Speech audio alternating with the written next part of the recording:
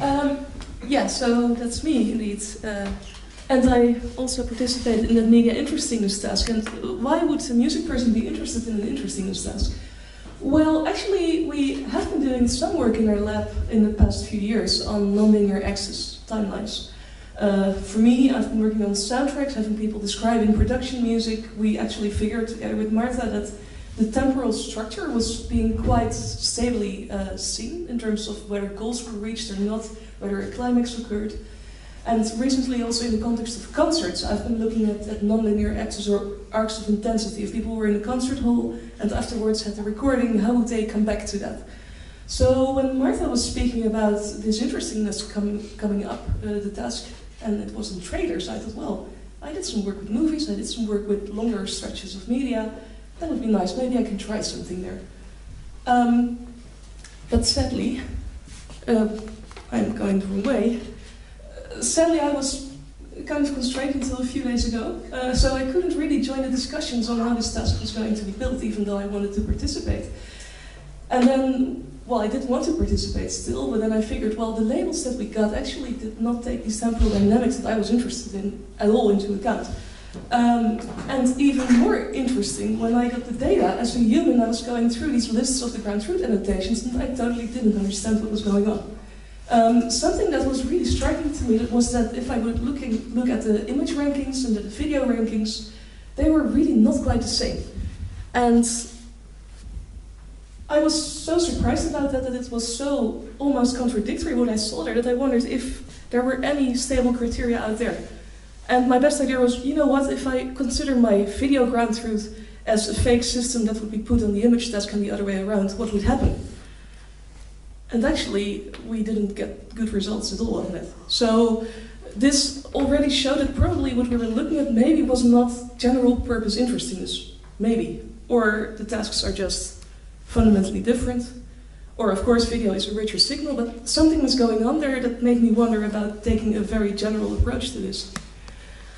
And some more heuristic considerations that I got, actually the labels we got from our users, they were a comparison of within trailer pairs, shot 1 versus shot 2. The raters did not have any between trailer info.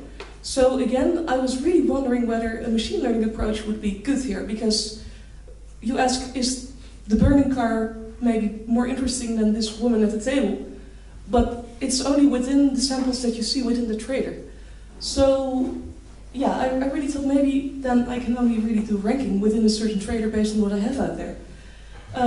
Furthermore, we had this particular scenario. There was a video on demand scenario where we should find excerpts that should get people to watch the video.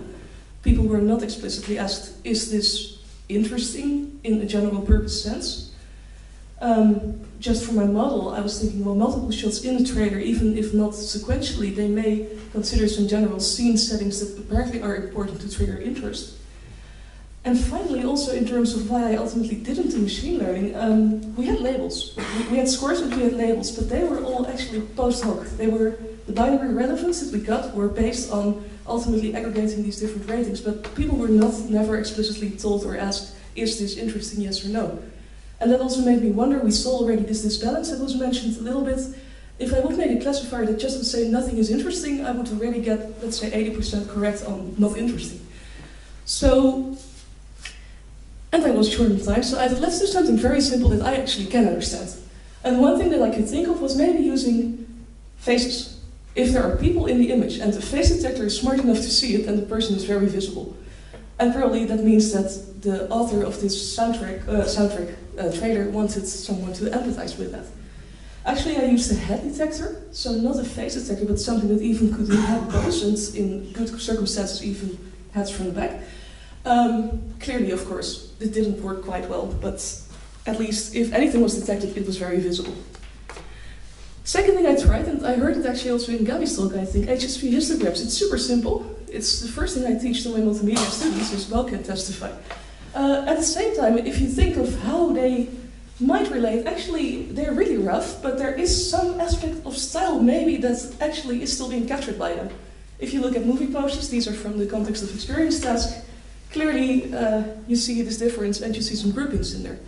So my methods, and I'll go in more detail in them at the poster session, were just looking at, do I see shots with people?